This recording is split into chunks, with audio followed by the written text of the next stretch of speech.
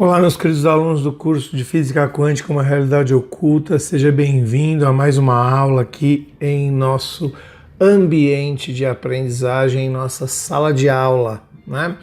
A última vez que nos falamos, nas últimas aulas, estávamos falando de todo o início da física quântica e de descobertas importantes ou de construções conceituais importantes que nos levaram às teorias quânticas. A única que nós ainda não falamos foi a descoberta da radioatividade. No vídeo de hoje a gente vai falar um pouquinho sobre essa descoberta fantástica e de extrema importância e que teve digamos assim, um efeito sobre toda a teoria quântica que se desenvolveu depois, ainda que a gente possa interpretar a radioatividade como física de partícula, né?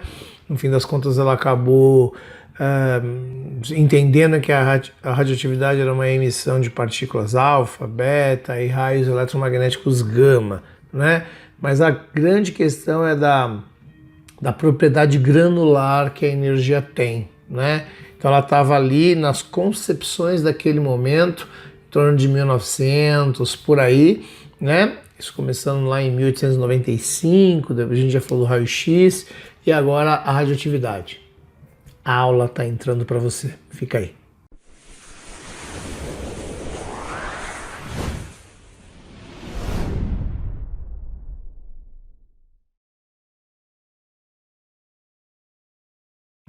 Então, meus caros alunos, na aula de hoje nós vamos falar sobre a radioatividade. Nós vamos começar falando sobre a família Becquerel, uma família que sempre teve um representante entre o ano de 1800 a 1920 aproximadamente, sempre teve um representante de aproximadamente 4, 5 gerações, foram dominantes, né? E sempre um representante você encontrava na Polytechnique, que era o grande ambiente científico da França daquele período, né?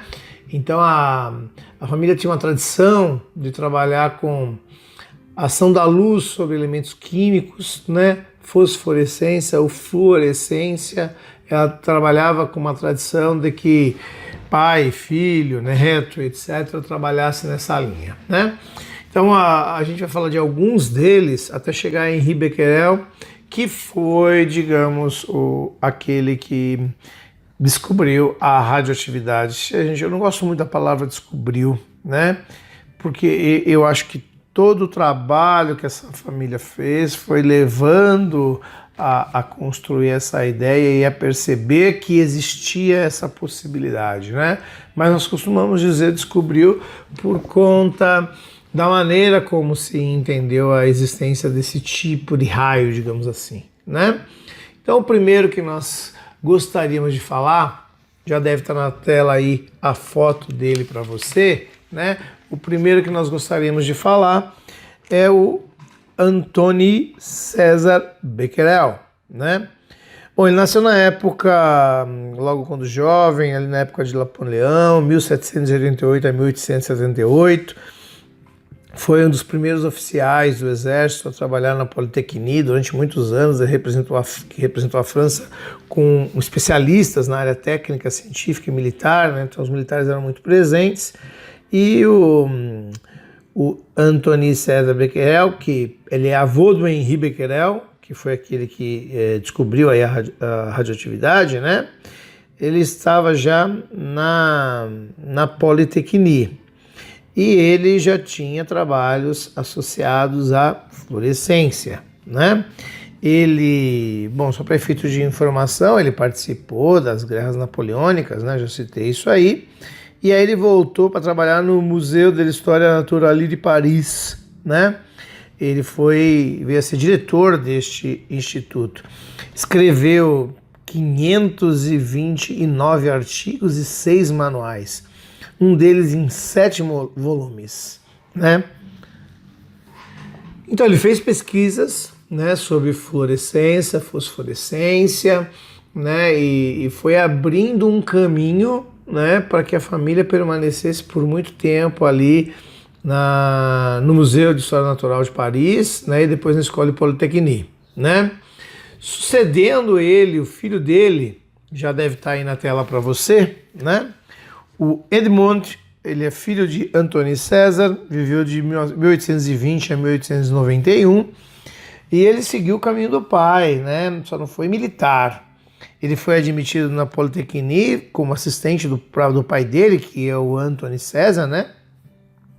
E trabalhou também no museu, onde ele foi professor, nesse Museu de História Natural, né? Ocupou a mesma cadeira que o pai, né? Quando o pai veio a falecer, numa tradição longa dessa família. Ele estudou a ação química da luz e foi um dos primeiros a fotografar o espectro solar. Então, ele também era um grande especialista em fluorescência e fosforescência, né? Ele fotografou o espectro solar, a contribuição bem significativa dele, mas ainda não tinha algo de grande impacto, né? Até que vem o filho dele, que é o Henri Becquerel, que já deve estar para você aí na tela, né?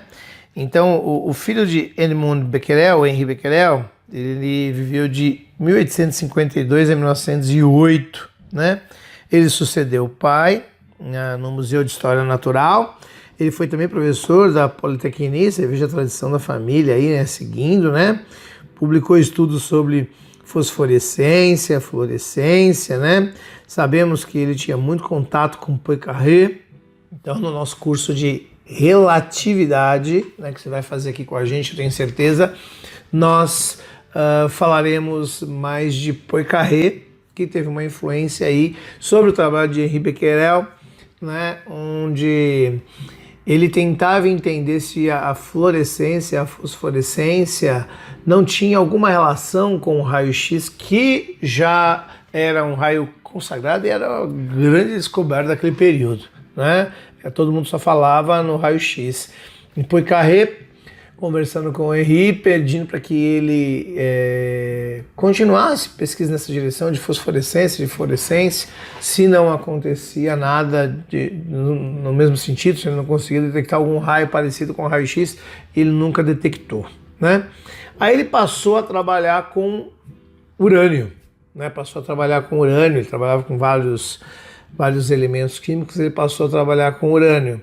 E aí aconteceu isso que eu vou narrar para você, vou colocar a própria fala dele para você ver. Dá uma olhada aí, deve estar entrando já para você agora. Bom, ele retomou as experiências com sal de urânio e sulfato de potássio, né, de urânio. Ele já tinha estudado isso com o pai, mas tinha deixado isso de lado. E em 24 de fevereiro ele fez um relatório para a academia e disse o seguinte: cobriu uma chapa fotográfica com 2 folhas de papel negro grosso, tão grosso que a chapa não ficou manchada ao ser exposta ao sol durante o dia inteiro. Coloquei sobre o papel uma camada de substância fluorescente e expus tudo ao sol por várias horas. Quando revelei a chapa fotográfica, percebi a silhueta da substância fosforescente em negro sobre o negativo.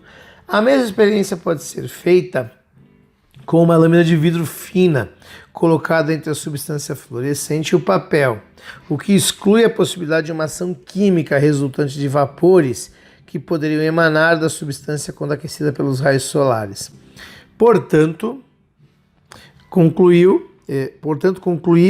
dessas experiências que a substância fosforescente em questão emite radiações que penetram no papel que é opaco à luz, né? Você vê aí que ele fez isso em 1896, né? Com sais de urânio, né? Ele acabou fazendo esta emissão aí. Bom, mas ele deixou essa chapa numa gaveta, né? Ele deixou essa mistura de sais de urânio com essa chapa numa gaveta por vários dias, né? E vários dias sem sol. E ele conseguiu perceber, depois que ele foi olhar, que a chapa já deve estar para você aí na tela, a chapa original, né? A primeira chapa de Becquerel, eu fiz questão de colocar a original, né? Então, como o sol não voltou a aparecer durante vários dias, ele revelou a chapa em 1º de março.